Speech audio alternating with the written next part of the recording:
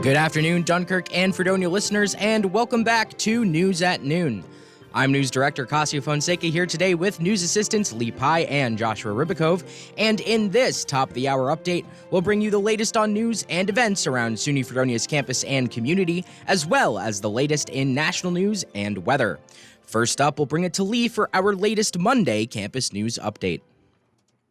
Good afternoon, everyone. I hope you're having a happy Monday, and here is your campus news. Dr. Michael Morletta, a 1973 SUNY Fredonia alumnus, now a professor of chemistry and molecular and cell biology at the University of California, he and his team identified a fungus that secretes an enzyme that punches holes in the outer layer of rice leaves. So once inside, the fungus grows rapidly and inevitably kills every plant that it touches. In Dr. Morletta's paper, the process of the spray was developed to block a pathogen from entering the leaves of rice plants to prevent blast disease.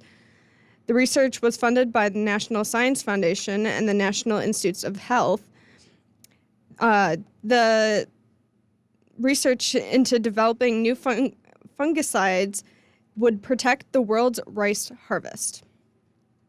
The English department is celebrating all things writing at LitFest. The inaugural Fredonia Literary Festival will be hosted as a part of Go Big Blue Day on Saturday, April 29th in the Williams Center. It'll showcase the Fredonia writing community, bringing together everyone and anyone who has a love for writing. There's a student art sale. If you are interested in what creations are made by the students on campus, come to the Williams Center multi-purpose room right now until 6 p.m. tonight to view all the students' artwork. That's all from me. Thanks, Lee. Next up, we'll have local news. And in local news for this week, the 1891 Fredonia Opera House Performing Arts Center is currently seeking a few volunteers to help with its 1891 run on Sunday, April 23rd at 9 a.m. The 5K run/walk will begin and end in front of the Village Hall and Opera House. Volunteers are needed to help with the annual event, especially to help control traffic along the race route, which includes Temple Street, Central Avenue, and Brigham Road. Volunteers are needed for no more than 3 hours and possibly less depending on the task. Anyone willing to help with this event is asked to contact Opera House Executive Director Rick Davis via email at rickdavis@fredopera.org. In addition, potential runners and walkers can still register to participate in the event. The course is flat and fast with a short incline at the beginning and is USATF certified.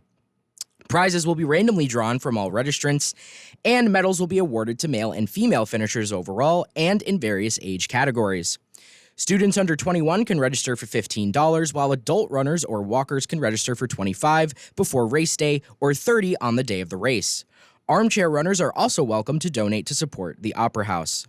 The event is the major fundraiser for the Opera House. This is the 6th year of the run and the 2nd year that it is one of the featured races in the Chautauqua Striders Runner of the Year series.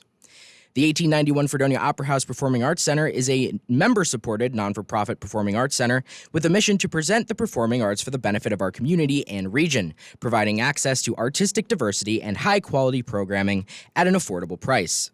It's located in Village Hall in downtown Fredonia, and for a complete schedule of events, you can visit www.fredopera.org. That's all for local news, and in national news, we'll bring it to Josh. Thank you, Cascio. This morning, SpaceX was supposed to launch Starship, the world's largest rocket, in a launch test located in South Texas. Elon Musk tweeted out that he was aiming to launch at 9:20 a.m. Eastern Time. Musk's ultimate goal with Starship would be transporting humans and technology to the moon and to Mars. To quote him directly, quote, "Eventually the sun will expand and destroy all life. It is very important, essential in the long term, that we become a multi-planet species," end quote. However, they called off the launch last minute, noting a frozen pressurization valve in the lower stage rocket booster. This means that the next possible launch time would be this Wednesday. Elon Musk's disposition towards the launch had already been somewhat doubtful, claiming that he had about 50% confidence in a successful launch.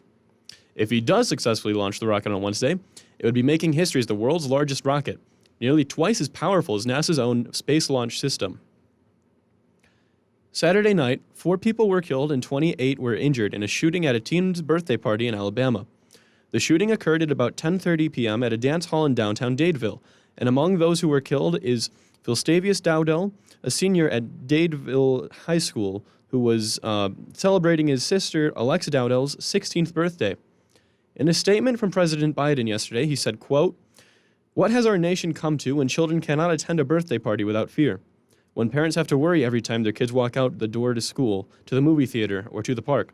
Guns are the leading killer of children in America, and the numbers are rising, not declining. This is outrageous and unacceptable," end quote.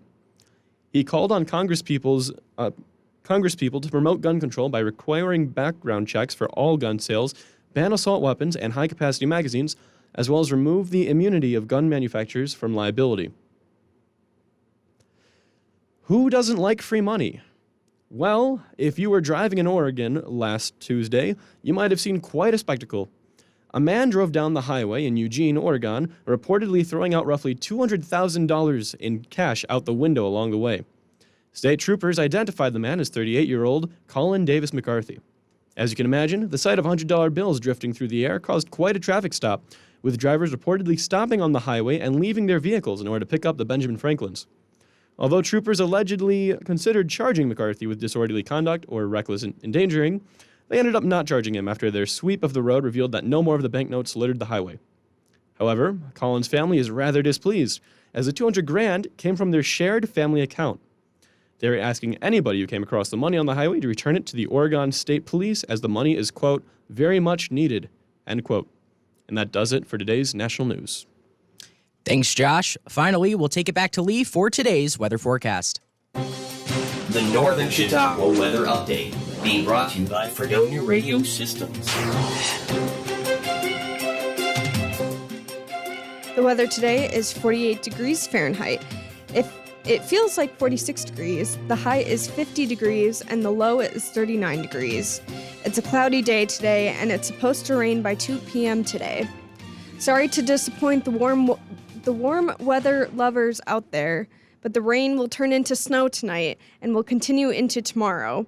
It'll be a snowy and windy day tomorrow, and 41 degrees all day. Definitely a change from yesterday. That's all from me. Stay warm, everyone. Thank you, Lee and Josh. That'll wrap it up for this Monday's edition of News at Noon. Local news for this broadcast was prepared and read by Cascio Fonseca. National news was prepared and read by Joshua Ribakove, while campus news and weather were prepared and read by Lee Pye. Board operations for this broadcast were performed by Alex Erwin. Join us for more top-of-the-hour news updates on Wednesday, and until then, take care.